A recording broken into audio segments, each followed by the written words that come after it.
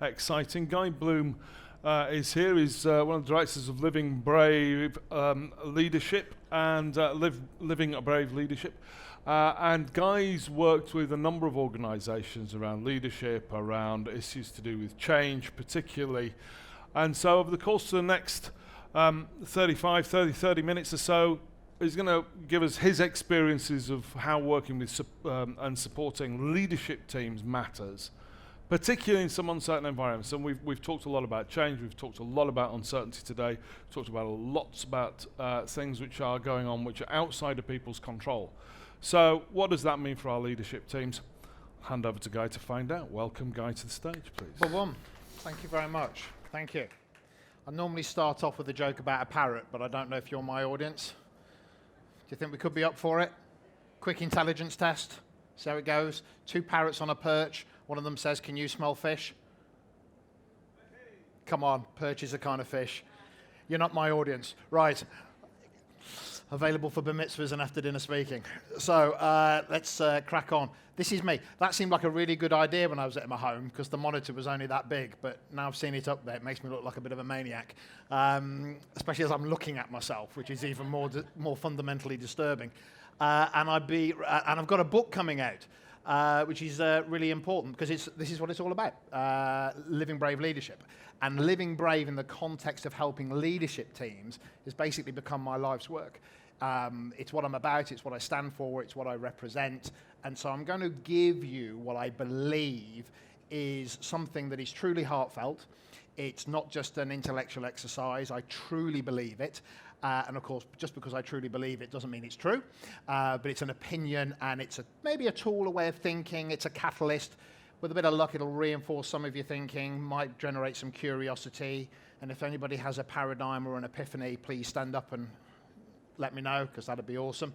That's as funny as I get, and I can see it's not going to land. So, complex times. People talk about VUCA. You ever come across the idea of tame and wicked? You may have done. Author Rittel and Weber introduced this idea of tame and wicked. So we probably all know what VUCA is. That's not something I'm going to spend time sort of talking about. But this idea is that senior leaders who have often got promoted through the fact that they have tamed things. They have the answer already. One of the reasons you move on is you've ridden that horse before, right? And so either I or the collective intelligence of the room, I've got the answer or you've got the component parts of the answer. Therefore, as long as we can transact and communicate, we can get an answer. Boom, boom. And then, of course, we get into this idea of wicked problems. This is the stuff that we don't necessarily have the template for. This is the stuff that says, when I look around the room, anybody know how to do it? And the room looks at you blankly and goes, no. But as you're the leader, would you crack on with a bit of direction? Hey, so that's the thing. We are leading, and these aren't instead ofs, they're ands, because in our current workspace, we have the tame things, but then we have the wicked things. The nature of the market, the nature of the makeup of the team, the fact that we've got people now that are operating through a social media perspective as opposed to et cetera, et cetera. So there's a whole load of things that mean for senior leaders, they are operating in both spaces. Hands up who's got a Nokia. Right? Now, there would have been a time when literally everybody's hand went up. Does anybody remember having a Nokia? Boom, boom. Yeah, exactly. It's hilarious, isn't it? Right? And there was a time when, it was a thing. I got a Nokia, right? I know the fact that the things, you didn't have to charge them for a month was absolutely fantastic, but those days are gone. But the point is, success today can be you're a goner tomorrow, right? It used to be that Hoover was the word for a vacuum cleaner. But guess what? Not any longer, right? Unless you're of a certain age. So you may have come across the Rev-Reven equation. I love it. And it's going to be symbolic of what I'm sort of going to be talking about, which is learning must be equal to or greater than the change that is going on around you. And I really love that. And when it comes to enabling leaders and leadership teams, one of the very first things I think has to be bought into is the idea of learning.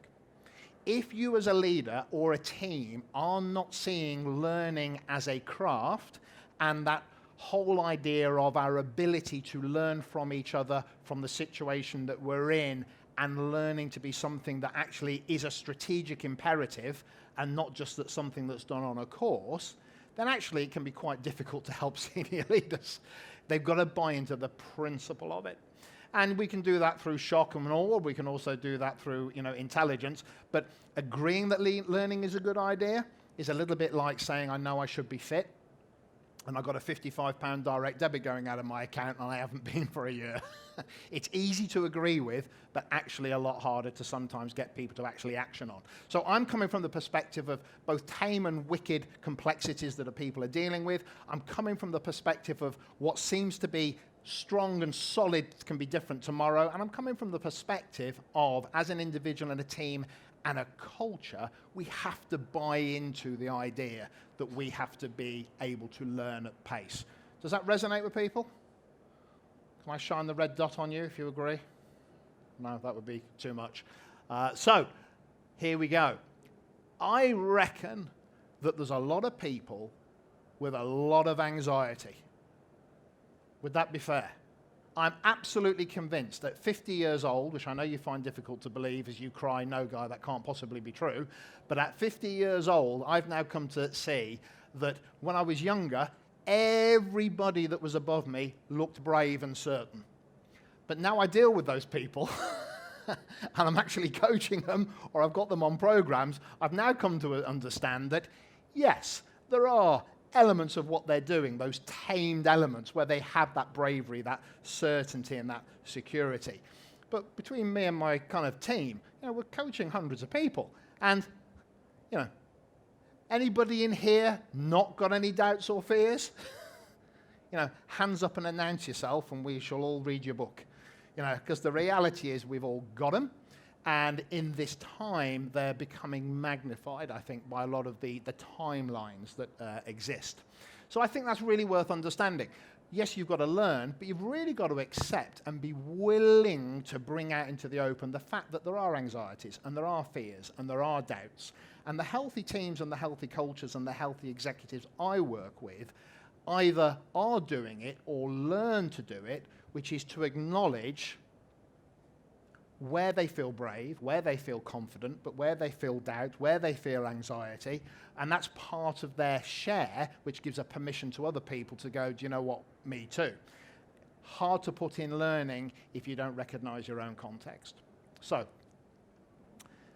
this is the starting point for what I believe is, the phones go, what I believe is about an effective team. It's about 4 key tenets, which is the tenets of what the Living Brave principles are. You could Google, obviously, and you all know them, 100 competencies for leaders or managers. But for me, trust, accountability, bravery, and connection. I'll talk about that in a second. But I believe that an effective team has a unified purpose, but it covers 2 things, the givens and the agreeds. The givens are things like make money, be commercially sound, have good processes. But that's like saying, I've got a kid, feed it. Of course, it's in the job description, right? You don't get a round of applause, for putting the heating on for your child kind of thing. But the agreeds are what this team decide we're going to do above the job description. What is it that only this team can achieve by coming together? As a unified purpose, as a matter of interest, couldn't we succeed if we were just all highly capable individual contributors who transacted when we needed to? Wouldn't that make us successful? Where's the team bit? And for a lot of senior teams, what's the bit of you that is the team bit? As opposed to highly competent, talk when you need to and transact on process and need. And that can be really fascinating. So for me, helping leaders and leadership teams in uncertain times is when they absolutely have a sense of contribution to a unified purpose, and that's not just a vision statement, but made up of the things that we know we've got to do, but also the things that we're agreeing we're going to do because we believe it would bring value to us and others, and actually gives us our resilience, because we're not just highly paid project managers, but we're also people that are contributing to something beyond that. So that's a big piece of the pie for me. Clear roles. Do I actually know what you do? As daft as it may sound, some people don't actually know what the person across the other side of the table is actually doing, because they work in those kind of cut-off moments. So job-wise, I've got to understand, what your job is, fine. But actually, team-wise, if we're going to achieve these things, then we need absolute clarity on our expectations from each other. If we're going to do these things that are the agrees and the givens, what is it that this team's going to need to do and expect from each other? Really, really important. Elegant communication. Basically, I can charge more for elegant communication than I can for communication. So that's the exact bit there. But in terms of elegant communication, how do we talk to each other as a team, but also to those that look to us? Our language, our vocabulary, the experience of us, that we unify around the manner of approach that we bring to people, from feedback or tough conversations or whatever it might be. How do we, as a leadership team, if learning is equal to or greater than the change that's going on around me, how do I communicate my observations about your behavior? How do I give you counsel to reinforce the things that you do that I think are awesome? How am I curious about why the Scooby-Doo you do that? And how do I maybe bring small C challenge, maybe going up to capital C challenge, about the fact that what you do is destructive, maybe even sabotorial, and it's grating against the unified purpose? As a team, how do we do that? Why does that help teams in difficult times and complex times? Because they're working towards what I call the craft of leadership. There's a actual enjoyment and a connection to, we're not just doing this as a process, we're doing this as a bit of a belief system about us being the best that we can be in the context that we're operating in. And then engaged shareholders. And that's about having a shared narrative. When senior teams, when leaders as individuals have a narrative that is more than the task, then they are able to be excited and engaged by it, they're able to hold each other to account by it, and they're able to create discretionary effort from people as we've heard the word fellowship, as people give of themselves to the narrative. Managers inform, leaders make meaning. Does that make sense? It's not just the what we're going to do, it's the connection to it. And in this space, because it links here, is the willingness to give of yourself. The willingness to say, I'm anxious to people. The willingness to say, actually, you know what, I don't know if I've got the answers. What is the shared narrative of this team that means we don't have to act in isolation and be the white knights conquering everything, but actually we can engage people through a very honest platform about our purpose, our understanding of what the roles are, the way we communicate in all areas, and the story that we tell that actually connects people. Does that kind of make sense when I say this? Yep, this will be yes, this will be no. Just getting that there. And let's go. Next one. This is leadership behaviors. You've got the team effectiveness side, but what does the individual do? You saw that trust, accountability, bravery, and connection? I think it's a shield almost in the way that it works. But for me, trust, accountability, bravery, and connection, when, as an individual, I am working towards engendering trust. And that means, even when I'm wrong, you trust me. Because if anybody's going to get it right every time, that's a hell of a challenge for an individual. But understanding that there'll be an ebb and flow of my competence and my outcomes, am I trusted? Big thing. Do you trust me as an individual? Do you trust me as a peer? Is this team trusted? Do we trust the competence of our people below us? Etc., etc., etc. Trust. Every project I've ever seen work or fail has fundamentally not been because of process excellence. It's because of whether or not individuals have trusted each other enough to have the honest conversations, etc., etc. Accountable. Am I, in my parlance, above or below the line in terms of my accountability? I've got some models which I'm just going to quickly flick through and show you in a minute. And am I known for being accountable? And that doesn't just mean I own the task that you give me. It means I'm going to be accountable for working towards that unified purpose. It means I'm going to be accountable for having the conversations about maybe if I don't trust you, I need to be accountable for having an honest conversation with you about that. Of course, the thing with accountability is it can put you in harm's way a little bit. It makes you feel a little bit, if I'm going to be truly accountable and step forward with an opinion, that might be quite challenging. Ever heard the Marion Wilson, our deepest fear is not that we are inadequate, but that we are powerful beyond measure? Ever come across that one? It'd be incredibly impressive if I could remember the rest of it. But the point is, it's actually what I fear is that unless I'm the top jolly, if I verbalize opinions, what will that mean to relationship? What will that mean to my internal brand, et cetera, et cetera? So we need, leaders need, teams need the bravery. Uncertain times will come. The difficulties will come. It's like almost being in a boat. You know, it might be nice weather, it might be stormy weather. It's the security of your boat that's the issue, not what's going to happen to it. You can't stop a market shifting or a client leaving you, or, you know, that's the stuff of life. But actually what we have to do is have, in essence, this communication process going. So am I brave enough? Honest Injun, has anybody here got a conversation that they should have had with somebody by now, but they've left it a little bit too late? Exactly. And if you haven't, that's fine, but I bet you have in the past, and I bet you will at some point in the future.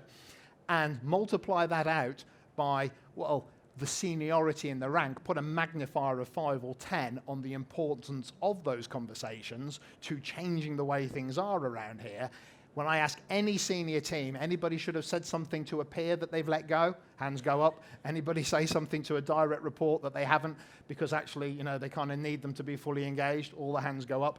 Anybody got a boss here that they've kind of probably let something go? All the hands go up. So there's quite a lot of conversations that aren't being had then, right?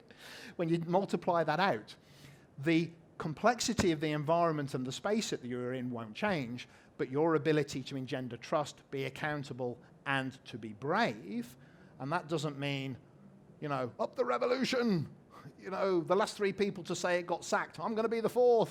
That just means you're an idiot. You know, it's political savvy, but in the context of bravery and the elegance of communication. And then there's connection.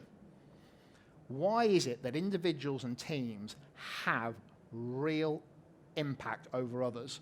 One of the big ones is connection. We can talk about presence and the fact that if I'm talking to you, I'm connected, I've put my phone away and I'm with you. That's awesome. But also my willingness to be connected and to contribute outside of my own need. Now, ask a group of leaders in a stress situation whether or not they're willing to contribute outside of their own need, not in a team meeting, but in a one-to-one session, and you'll often get the answer that says, I'm kind of making sure that I'm all right, my friend. And then once I've got my shizzle together, you know, I might come out of that. But the overriding principle of the willingness to connect to the needs of others might be as simple as, do you develop internal talent? So working with one organization right now, they're on 2- and 3-year projects, and there's a bit of a mindset of, well, I'm only project leading for 3 years. But these are £100 million projects. So these people constantly get used as a resource, but because the senior team aren't connected to a contribution outside of their own need, they're not developing their people, and then guess what? They lament the fact that nobody's as good as they used to be. It's that kind of stuff, right? So I absolutely believe that to help leaders and senior people in key times, they have to have the unified purpose. They have to know what an effective team is. But then they have to put these behaviors, and you can see conscious choice around there, and step outside of the intellectual agreement that, yes, of course, that's important, but to turn that into demonstrable activity. And that's really the key. It is really simple for me to say to anybody, do you believe that trust is important? You know, very rare that somebody at an interview would go, no, mate, I don't. I'm all about myself, and if I come here, that's how I'm going to be. Well, welcome to the company. Unlikely. We all talk the talk, but the reality is we get into the tsunami of the daily kind of reality, and it becomes quite tough. I'm just going to look at my watch for timing. Okay, boom. I had some other slides when I'm going to ask a different question. Anybody, and you don't have to shout it out, but has anybody got something that they're dealing with at work that's a bit tricky? Would that be fair? Right. Here's the thing. If you were at an interview and somebody actually posed that scenario to you, what would you say you'd do? And how far away are you from doing it? And when I ask that question, or think of the hardest person that you've got to deal with at work, would it be fair to say there's a scale of people, a distribution curve of easy to connect to through to not? Yeah? And if I said, right, your entire workplace is an assessment center, everybody there is a role player, and we've set it up, you're going to have some easy ones and some difficult ones, but you're going to get your dream job if you nail it. How would you be? You'd be in there giving it large, right? And you'd be demonstrating the best version of yourself. And what we're really looking for is for leaders to fulfill the promise they made when they took the job. You promised when you were interviewed that you'd do A, B, C, and D, process-wise. You also promised, because I'm sure we asked, about the nature of you, the experience of you, the contribution that you bring, whether or not you'd be trustworthy, whether or not you'd be accountable, whether or not you'd have the brave conversations. We may have not used that language, but we definitely asked those questions, right? And how many people have drifted away from that? Not because they're bad people being Machiavellian, but because they're good people who are just overwhelmed by the stuff of life. Does that make sense? Yeah? Good, because if not, this is going to be really painful. So I'm pleased it does. Got a little bit longer. I'm going to whip through a couple of models just to bring them to life for you, and I'll stay around afterwards if you want to have some bigger conversations. Actually, I'll probably pause. This might be the one that we do. Umbrella beliefs. Umbrella beliefs are the things that often senior leaders need more than anything else, and anybody in a leadership role. In fact, let me pause there for a second. Hands up who considers themselves to be a leader. Okay, some of you yes, some of you no, some of you Instagramming. The who considers themselves to be, imagine you weren't at work and you're on holiday for 2 weeks. Do you still consider yourself to be a leader? If you didn't have a job because you lost it this afternoon, you're not, but if you did, yeah. If you did lose it, and a year later you hadn't got a job, would you still consider yourself to be a leader? Some people, yes, but the hands are shifting. Here's the thing. Hands up who's a parent. Okay? Are you, apart from probably some niggling doubt in the back of your mind, is there anything, are you doing a direct act of parenting right now? But you still consider yourself to be one, right? And if you were wrongly accused of drug smuggling, and the police were outside and took you away for 5 years, and you couldn't do any parenting while you were in prison, would you still consider yourself to be the mum or the dad? Of course you would, because it's a mindset, not a permission. Does that make sense? Yeah? So, here's the thing. Is everybody here the CEO of themselves? Are you your own marketing director? Are you your own finance director? Yeah? Some of you are thinking, you've got no idea, mate. but you're your CEO of you, right? And this is where I'm really keen on what people believe in. So I'm going to offer a bit of a reinforcement of what you already know, or a bit of a paradigm shift that when we say, what was the topic again? How to enable leaders in complex time. Who are we talking about? So I'm going to offer you an idea that says, management is positional and hierarchical. Make sense? The more senior you are, the more you get paid, the bigger the resource and the bigger the span of control. somebody or a couple of you just shout out some things that you would say, if I was going to ordain somebody as a good leader, those are the kind of things I'd say that's what makes them a good leader. Say that again? Authentic. Thank you. Empowering. Two more. Help me. What was that? Honest. One more. Charismatic. Who here considers themselves to be charismatic? Hi. Language is very important, actually. Who here thinks that they have character? Yeah. Head for character. Yeah. There is a course in America, and it's called a charisma enhancement course. I kind of want to go on it just to see what happens. Do I come out and you go, holy shit, guy, holy moly, guy, have you been on a charisma course? I don't know how it would work. I have to bleep that one out. But here's the thing. Leadership, honesty, right, those kind of things, are they age-specific? Are they positional-specific, tier-specific, job title-specific? What age do you have to be honest and curious and transparent and accountable and brave and trusting and all the things that you want from your leader? Would that be fair? Yeah, so here's the big one that'll either reinforce everything you've already believed or literally your ears are going to explode.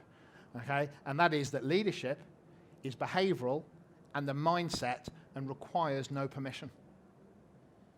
Management requires permission. If you're in charge of it, I can't just come and start managing it.